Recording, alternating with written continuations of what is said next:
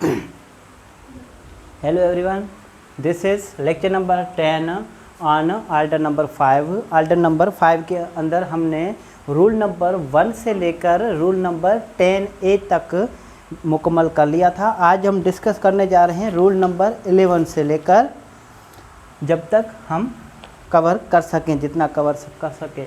Rule number 11 हमारे पास क्या कहता है? रूल नंबर 11 बात करता है सर्विस ऑन सेवरल डिफेंडेंट्स।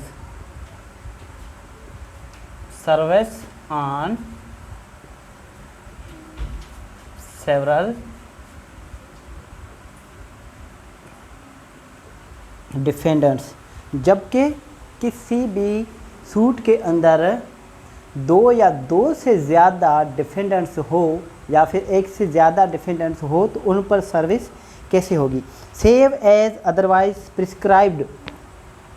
अगर कहीं और पर दिया गया है या फिर कहीं और पर हमारे पास प्रोवाइड नहीं है, अगर कहीं पर है तो फिर उस हमारे हिसाब से वो सर्विस होगा।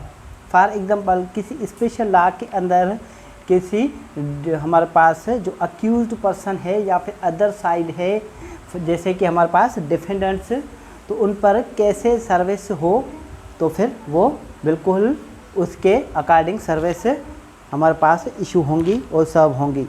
मगर सीपीसी के अंदर where there are more defendants than one, service of the summons shall be made on each defendant. अगर दो या दो से ज़्यादा डिफेंडेंट्स हैं तो फिर किस सर्विस कैसे होगी? सर्विस ईच डिफेंडेंट्स पर होगी। Each defendants. फॉर एग्जांपल कोई ए है जिसने बी पर कोई सूट फाइल किया है, ठीक है, बी, सी, डी और ई। अब जो सर्विस होगी डिफेंडेंट्स, ये ए, बी, सी, डी तीनों डिफेंडेंट्स हैं, तो इन पर सेपरेट होगी, इनकी एड्रेस पर, इनको इनकी एड्रेस पर होगी, और डी को डी की एड्रेस पर और ई को ई की एड्रेस पर सर्विस होगी। अब चलते हैं रूल नंबर 11 की बात करते हैं। रूल नंबर 11 की बात हो गई, रूल नंबर 12 की बात करते हैं। रूल नंबर 12 हमारे पास बात करता है service to be on defendant in person when practicable or on his agent. Service defendants को खुद को हो, जबकि हमारे पास क्या हो? काबिल तामील हो या फिर जितना मुमकिन हो, आर ऑन हिज एजेंट, और उसके एजेंट पर। आ रही बात समझ में? थोड़ी सी रीडिंग कर लेता हूँ। Wherever it is practicable, जहाँ पर भी, जब भी काबिल तायुन हो या काबिल तामील हो तो क्या हो? Service shell be made on the defendant in person, तो फिर सर्विस डिफेंडेंट्स को खुद को तामील करवाई जाएगी। Unless he has an agent empower to accept service. जबकि अनलेस, ठीक है, अगर उसका एजेंट कोई है जो सर्विस एक्सेप्ट करे तो फिर हमारे पास in which case service on such agent shall be sufficient. अगर उसके बिहाफ पर ए ने सूट फाइल किया है बी, सी, डी और ई पर, अब हमारे पास सर्विस बी को पर्सनली होगी या फिर बी ने कोई एजेंट रखा है एक्स, तो फिर डायरेक्ट एक्स पर ही होगी, क्योंकि जब एजेंट पर सर्विस होगी तो ये माना जाएगा कि हमारे पास सर्विस इन पर्सन हमारे पास डिफेंडेंट खुद पर ही हो गई है। ये बात क्लियर है? उसके बाद चलते हैं रूल नंबर 13 पर। रूल नंबर 13 किसकी बात करता है? रूल नंबर 13 बात करता है service on agent by whom defendant carries on business. हमारे पास सर्विस डिफेंडेंट की किसके ऊपर हो?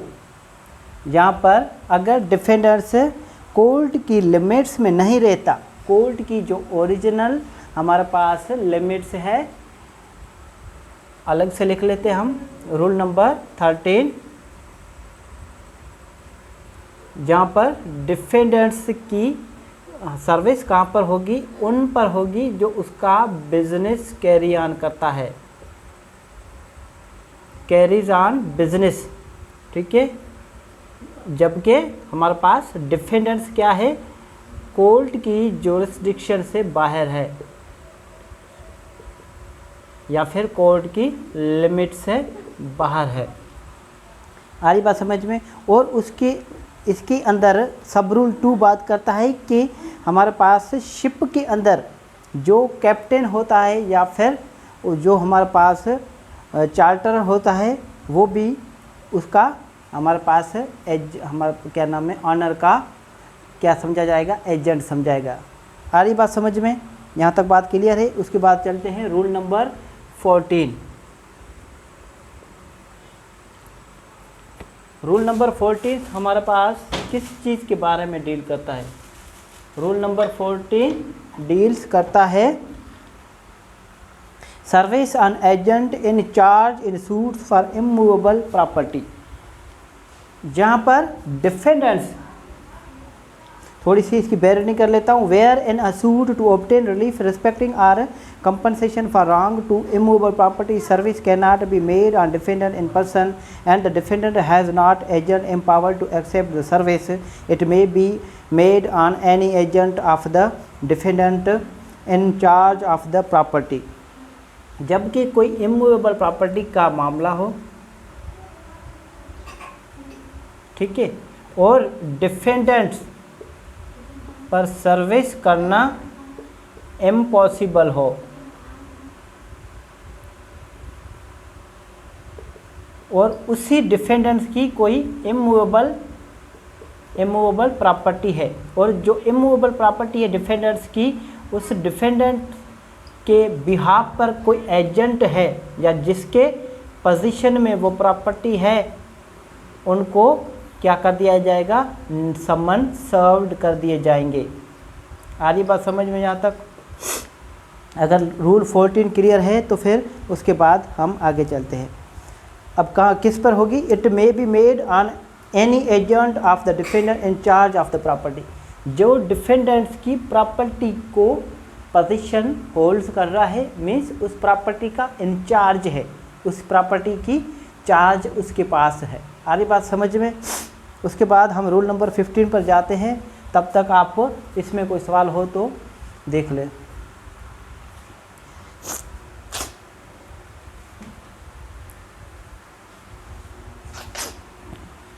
रूल नंबर 15 की बात करते हैं।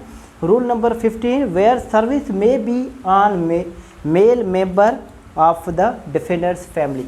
रूल नंबर 15 बात करता है डिफेंडेंट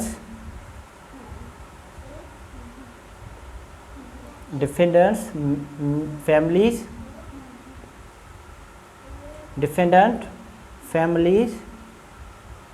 मेल मेंबर,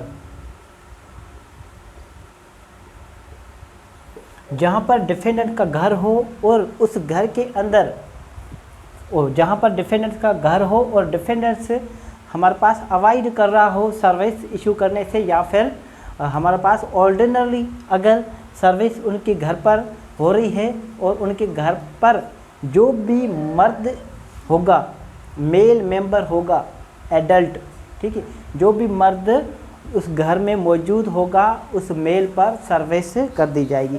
थोड़ा सा इसको देख लेते हैं। Where in any suit the defendant can not be found, आ गई बात कि हमारे पास कोई ऐसा मैटर हो जहाँ पर डिफेंडेंट्स ना मिल रहा हो, तो फिर क्या करेंगे? And has not agent empower to accept service of the summons on his behalf, और उसने कोई अपना एजेंट भी नहीं रखा, कोई एजेंट भी उसका ऑथोराइज नहीं है उसके बिहाफ पर क्या करने के लिए, सर्विस सर्व्ड करने के लिए, सर्विस एक्सेप्ट करने के लिए। तो फिर क्या होगा? Service may be made on any adult male of the family of the defendant who is residing with him, जो इनके साथ इनके घर में रह रहे हैं और उनकी फैमिली का कोई मर्द जो एडल्ट हो, ठीक है, जिसकी उम्र 18 साल से ज़्यादा हो, तो फिर ये सम्मन उन पर ही सर्व कर दिए जाएंगे। A servant is not member of the family with in the meaning of this rule, कोई भी घर का नौकर हो या फिर कोई घर का सर्वेंट हो तो फिर ये घर का मेल मेंबर काउंट नहीं किया जाएगा। आ रही बात समझिए? ये फैमिली मेंबर इनका नहीं है, ये इनका क्या है, इनका नौकर है, सर्वेंट है। इसके बाद हम चलते हैं रूल नंबर 16 पर। रूल नंबर 16, रूल नंबर 16 बात करता है person served to sign acknowledgement. Rule number 16 किसकी बात कर रहा है?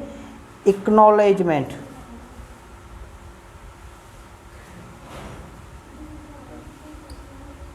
एक्नॉलेजमेंट समझते हैं क्या होता है? एक्नॉलेजमेंट मीन्स तस्दीक, इंडोर्समेंट, किसी चीज़ को तस्दीक करना, किसी भी चीज़ को तस्दीक करना और उसकी ज़िम्मेदारी ले लेना राइटिंग में। अब थोड़ी सी इसकी रीडिंग कर लेते हैं। Where the serving officer delivers और tenders a copy of the summons to the defendants personally. जबकि सर्विंग जो ऑफिसर है, जो नोटिस लेकर जाने वाला है, पोस्टमैन है या फिर टीसीएस वाला है या फिर कोई हमारे पास कोरियर्स वाले हैं या फिर हमारे कोर्ट का प्रिजाइडिंग ऑफ हमारे पास क्या होता है? ऑफिसर होता है, कोर्ट ऑफिसर जो कि हमारे पास बैलिफ कहलाता है या फिर वो बैलिफ जाए। अगर वो बैलिफ या फिर सर्विंग ऑफिसर जाता है, उस डिफेंडेंट को सर्विस करवाता है, ठीक है, करवा लेता है personally or to an agent या फिर उसके एजेंट पर, or other person on his behalf या फिर कोई भी हो उनके बिहाफ पर, जैसा कि रूल नंबर 15 में कहा गया कि एडल्ट मेल हो। आरी बस या तो फिर रूल नंबर हमारे पास कौन से 14 में बात की कि जबकि डिफेंडेंट्स ना मिलता हो तो फिर उसका बिजनेस जो कैरी ऑन करता है उनको सर्विस की जाएगी। आरी बात समझिए, जिसको भी सर्विस होगी चाहे किसी को भी हो उनके बिहाफ पर, ठीक है, he shall require the signature of the person to whom the copy is so delivered. जिसको भी चाहे वो सर्विस सर्व कर रहा है, हमारे पास सर्विंग ऑफिसर जिसको भी दे रहा है। फॉर एग्जांपल मैं मिसाल देता हूँ आपको। कोई ए है जो एक सर्विंग ऑफिसर है, बैलिफ है, ठीक है, ये जाता है बी के घर पर, ठीक है, और बी के घर पर किसी को सी को नोटिस देता है, तो फिर सी से क्या लेगा? ये सी से सिग्नेचर लेगा और एंडोर्स करवाएगा कि हाँ मैंने ये एक्सेप्ट कर लिया है और मैंने ये रिसीव किया है, और जो कॉपी उसकी देगा, ठीक है। I bus to an acknowledgement of service endorse on the original summons. एक कॉपी वो जो उनको सर्विस के लिए दी जाती है और दूसरी कॉपी एक उनके साथ होती है ओरिजिनल, उन पर इसके सिग्नेचर लिए जाएंगे। जिसको नोटिस मिल रहे हैं उसके सिग्नेचर उन पर वो बैलिफ लेगा। यहाँ तक बात क्लियर है। उसके बाद हम चलते हैं रूल नंबर 17 पर। रूल नंबर 17 किस चीज़ के बारे में डील करता है? रूल नंबर 17 बात करता है हमारे पास जबकि procedure when defendant refuse to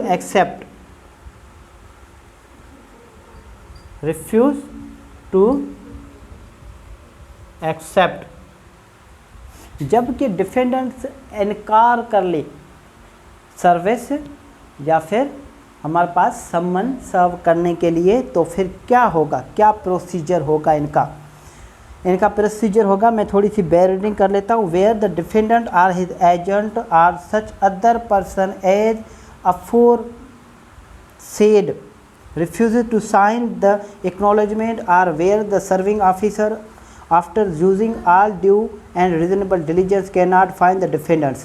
जबकि हमारे पास डिफेंडर्स या उसका जो भी एजेंट्स है या फिर उनके बिहाफ पर जो भी पर्सन है वो क्या कर लेता है? साइन करने से रिफ्यूज़ कर लेता है, वो नोटिस सर्व करने से इनकार कर रहा है। मीन्स नोटिस तो भले चाहे ले ले मगर साइन नहीं कर रहा, तो मतलब क्या हो गया कि ये ड्यूली सर्व नहीं हुए, वो अनसर्व्ड वापस हो जाएंगे, ठीक है, अनसर्व नहीं रिफ्यूज़ड हो जाएंगे। आ रही बात समझ में? ये रिफ्यूज़ कर रहा है रिसीव करने से, जबकि सर्विंग ऑफिसर ने रीज़नेबल डिलीजेंस किया, जो काबिले या फिर जो भी रीज़नेबल जितनी हो सकती थी डिलीजेंस कोशिश की, मगर उन्होंने डिफेंडेंट्स को cannot find defendant and there is no agent empowered to accept service of summons on his behalf nor any other person.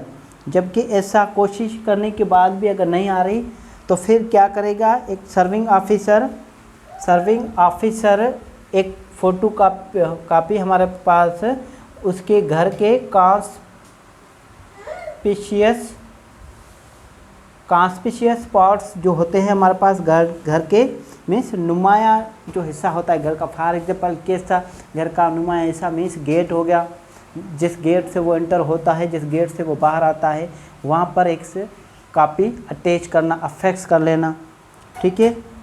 और जब ये कॉपी उस घर के गेट पर लगा रहा है तो फिर जो भी उस हमारे पास घर के आसपास नियर बाय रहने वाले हैं उनमें से किसी मेल एडल्ट का हमारे पास इंडोर्समेंट होना चाहिए कि इसकी मौजूदगी में मैंने इसके डिफेंडेंट के घर के बाहर लगाया और इस बंदे ने इसको इंडोर्स किया कि हाँ ये इसी डिफेंडेंट्स का घर है।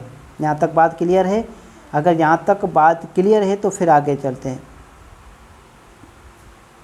और जब ये इंडोर्स वापस आती है, ठीक है, there are annex thereto stating that he has so affects the copy the circumstance made which he did so and name and address of person। जो भी पर्सन उसके आसपास था जब वो उनके गेट पर बी के गेट पर जब वो लगा रहा था नोटिस, तब जो भी मौजूद था, फॉर एग्जांपल कोई वाई मौजूद था तो फिर वाई की एड्रेस, वाई का नाम और वाई की इंडोर्समेंट होनी चाहिए कि हाँ ये बी का ही घर था जिसके बाहर बैलिफ ने नोटिस अफेक्स किया, अटैच किया, लगा लिया, ठीक है। किसी हमारे पास खावर वगैरह से या गूंद वगैरह से घर के बाहर लगा लेना। आ रही बात समझ में? उसके बाद हम आगे चलते हैं इसी रूल के अंदर के मेरे ख्याल से ये काफ़ी है, ये मुकम्मल हो गया। आ रही बात समझ में? इसके बाद हम चलते हैं रूल नंबर 18 पर। ये समझ में आ गई बात? रूल नंबर 18 किस चीज़ के बारे में डील करता है?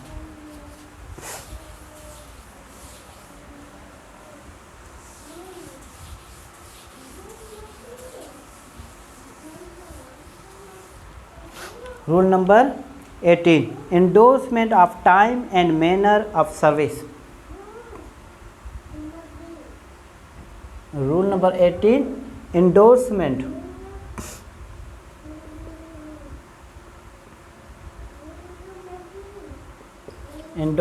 of time and manner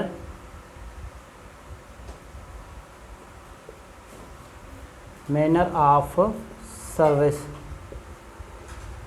आ रही बात समझ में? जो एंडोर्समेंट का टाइम था जब ये उन्होंने अफेक्स किया या फिर कुछ भी किया, जब भी जो भी हमारे पास रूल्स हैं ऊपर दिए गए हैं या फिर 16 रूल के अंदर हमारे पास जब नोटिस सर्व होते हैं, ठीक है, सब जब उसकी एंडोर्समेंट ली जाती है तो फिर उसका टाइम और उसका तरीक़ेकार, किस तरीके से इंडोर्समेंट ली गई, कैसे, आइए देख लेते हैं हम। The serving officer shall in all cases in which summons has been served under rule 16 endorse or annex or cause to be endorse or annexed or on or to the original summons return stating the time when and the manner in which the summons was served and the name and address of the person if any, identifying the person served and witnessing the delivery or tender of the summons। जबकि rule number 16 में जबकि endorsement लेते हैं, बैलिफ होता है या फिर हमारे पास सर्विंग ऑफिसर होता है, तो फिर वो क्या होगा, उसकी एंडोर्समेंट जो कापी जो हमारे पास ओरिजिनल जो लेकर आ रहा है रिटर्न में स्टेट करेगा, उसके अंदर ये वाज़े करेगा कि when the manner in which the summons was served, किस तरीके से वो समन सर्व हुए और हमारे पास उसका नेम क्या था जिस पर सर्विस हुई या फिर जिसने आइडेंटिफाई किया। आ रही बात, या जिसको आपने पेश किया वो हमारे पास कौन था। समझ में आ गई बात? उसके बाद चलते हैं रूल नंबर 19 पर। रूल नंबर 19 बात करता है एग्जामिनेशन ऑफ सर्विंग ऑफिसर। बहुत इंपॉर्टेंट है ये। Examination of serving officer, examination of serving officer. जो सर्विंग ऑफिसर है, इट मीन्स सर्विंग ऑफिसर, मैंने आपको काफ़ी बार बता दिया कि हमारे पास बैलिफ, ठीक है, या फिर कोरियर या पोस्टल कोरियर जो भी होते हैं हमारे पास लेकर जाने वाले, नोटिस सर्व करने वाले, उनको हमारे पास सर्विंग ऑफिसर कहा जाता है। थोड़ा सा इसकी मैं बेयर रीडिंग कर लूँ। वेयर अ समन्स बहुत ही इम्पोर्टेंट है ये आपके लिए, ठीक है, थोड़ा ध्यान देना। बेयर एक्ट से आप पढ़ना, उसके बाद ये लेक्चर आपने सुनना है। Where a summon is return under rule 17, जबकि रूल 17 के अंदर आपकी सर्विस रिटर्न हो जाए। आ रही बात समझ में? द कोर्ट शल, कोर्ट करेगी क्या? If the returns under that rule, means rule number 17 के अंदर जब रिटर्न हो रहा है हमारे पास service, has not been verified by the affidavit of the serving officer and may, if it has been so verified, examine the serving officer on oath or cause him to be examined by another court touching his proceedings and may make such further inquiry in the matter as it thinks fit, and shall either declare that the summons has been duly served or order such service as it thinks fit। जो कि हमारे पास बैलिफ होते हैं, ये rule इसलिए दिया गया है कि हमारे पास यहाँ पर किसी पर ट्रस्ट हम नहीं कर सकते। अब हम यहाँ पर किसी पर भी एतमाद नहीं कर सकते। एतमाद करने का क्या मतलब है कि जो भी हमारे पास बैलिफ है, कोरियर्स है, ठीक है, वो उनको जो नोटिस जो लेकर जाते हैं तो उनको क्या दी जाती है, कुछ न कुछ उनको हमारे पास ग्रीटिंग्स दी जाती है। क्या दी जाती है? उनको किसी भी किस्म की उनको कोई ऑफ़र हो जाती है, तो फिर वो अनसर्व उनको क्या कर देगा कि हमारे पास वो डिफेंडर्स हमें मिला ही नहीं। तो फिर अगर वो 17 के अंदर अगर ऐसा कुछ कर रहा है रूल 17 के अंदर, तो फिर उसका एफिडेविट बनेगा। अगर वो एफिडेविट के साथ ये नहीं दे रहा तो फिर कोर्ट उसको एग्जामाइन कर सकती है, कोर्ट उससे जांच पड़ताल में उससे कोर्ट पूछ सकती है। आ रही बात समझ में? कोर्ट उससे पूछ सकती है, और अगर कोर्ट को शक लगे, ठीक है, तो फिर कोर्ट उन पर इंक्वायरी भी करवा सकती है। यहाँ तक बात क्लियर है। इसके बाद हम चलते हैं रूल नंबर 20 पर। यह रूल नंबर 20 काफ़ी इम्पोर्टेंट है। ये कहलाते हैं substituted service. Substituted service means service of another way, by the way of another, किसी और तरीके से, अदर वे से, किसी और तरीके से सर्विस होना। कैसे? Where the court is satisfied that there is reason to believe that the defendant is keeping out of the way for the purpose of avoiding service. जब कोर्ट ये समझ ले कि जो डिफेंडेंट्स हैं वो कोर्ट से दूर रह रहे हैं, कोर्ट के सम्मन को क्या करने के लिए, सर्व करने से अवॉइड कर रहे हैं, ठीक है, कोर्ट से दूर भाग रहे हैं, ठीक है, जानबूझकर, विथ मॉडिफाइड इंटेंशन, तो फिर कोर्ट क्या कर सकती है, or that for any other reason the summons can not be served in ordinary way, या फिर किसी और तरीके से, जो आम तरीके से भी डिफेंडेंट्स पर सर्विस होना नामुमकिन है, सर्विस नहीं हो सकती है, तो कोर्ट क्या करेगी, the court shall order for service of summons by, तो फिर कोर्ट ऑर्डर करेगी सर्विस ऑफ समन का, किससे, रूल 20 का सब क्लास ए। सब क्लास ए क्या बात करता है, अफेक्सिंग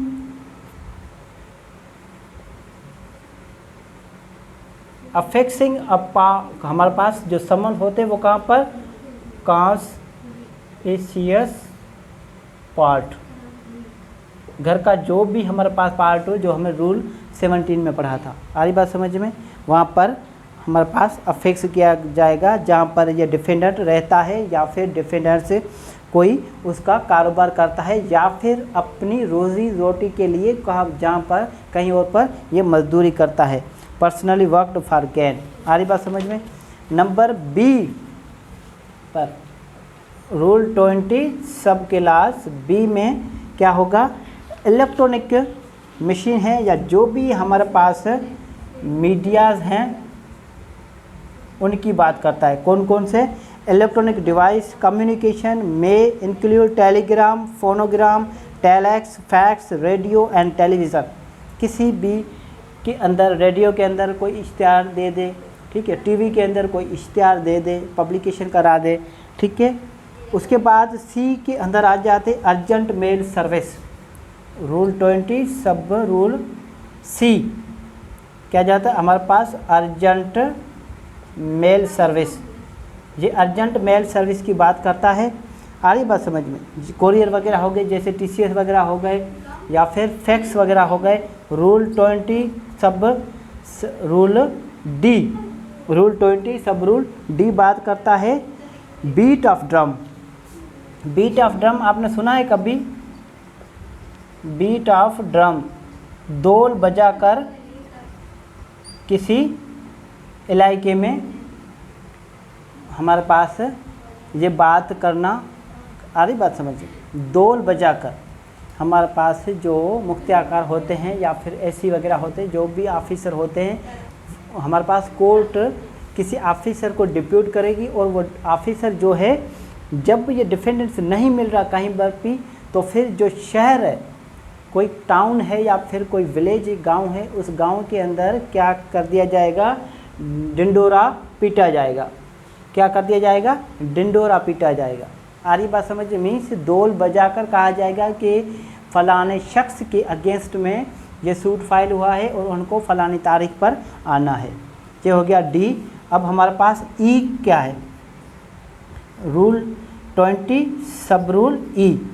आपने कभी भी कोर्ट के द्वारा, कोर्ट के जो भी हमारे पास कोर्ट की जो प्रोसीडिंग्स है, कोर्ट की लिटिगेशन है, उनके दौरान कभी भी आपको ये आर्डर हुआ है कि आपका डिफेंडेंस नहीं आ रहा, फैमिली मैटर हो या जो भी सिविल नेचर का जो भी मैटर हो, तो फिर आप जाएं हमारे पास न्यूज़पेपर में पब्लिकेशन करवाएं। क्या करवाएं? न्यूज़पेपर में पब्लिकेशन करवाएं। तो फिर आपने कभी नोट किया है कि हम पब्लिकेशन जो करवाते हैं वो किस रूल के तहत करवाते हैं? वो रूल नंबर हमारे पास आर्डर 5 पढ़ रहे हैं हम।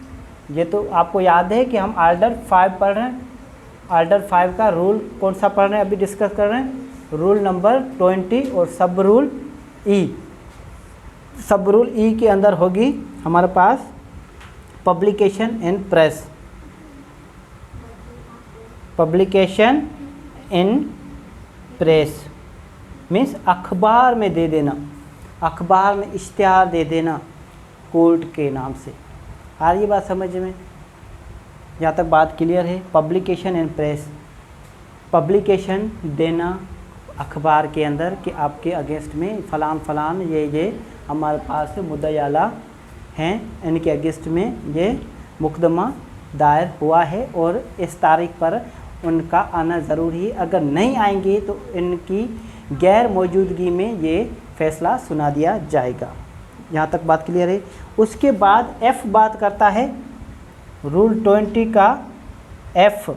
एफ़ करता है any other manner, any other manner जो कि कोर्ट बेहतर समझे।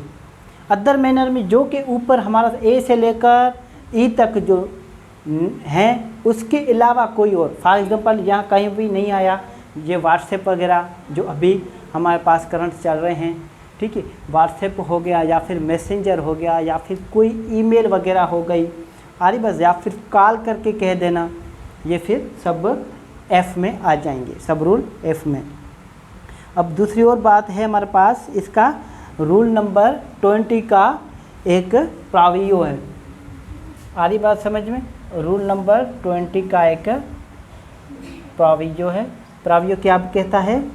Provided that the court order the use of all मगर शर्त यह है कि जब कोर्ट ये ऑर्डर दे दे कि सब के सब जो आपको मैनर दिए गए हैं वो सब आप इस्तेमाल कर लें, या फिर एनी ऑफ द अफोरसेड, या फिर कोई भी और तरीका जो ऊपर दिया गया है, aforesaid manners and modes of service simultaneously, या फिर एक ही साथ सब के सब कर दिए जाएं। यहाँ तक बात क्लियर है? यहाँ तक बात क्लियर है तो फिर इसके बाद हम चलते हैं रूल नंबर 20 का। रूल नंबर हमारे पास सब रूल, ये हमारे पास सब रूल 1 के सब रूल क्लास ABCDE थे। ठीक है, अब हम चल रहे हैं रूल नंबर 20 का सब रूल 2 के अंदर। सब रूल नंबर 20 के अंदर सब रूल 2। सब रूल 2 हमारे पास बात क्या करता है? सब रूल 2 जो बात करता है हमारे पास, आप कंफ्यूज हो जाएंगे, यहाँ से थोड़ा मिटा देता हूँ मैं।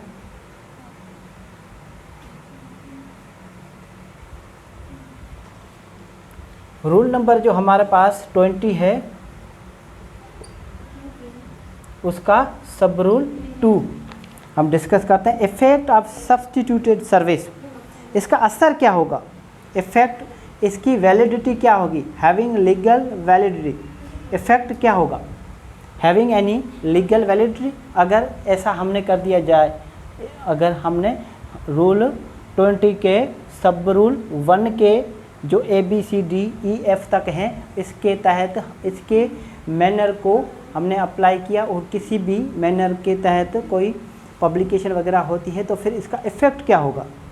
Service substituted by order of the court shall be as effectual if it had been made on the defendant personally. इसका जो है वैलिड, इसकी वैलिडिटी बिल्कुल ऐसे ही रहेगी, इसकी कानूनी हैसियत बिल्कुल इतनी ही रहेगी जैसे कि डिफेंडेंट पर पर्सनली सर्व हुआ हो, डिफेंडेंट पर पर्सनली सर्व हुआ हो।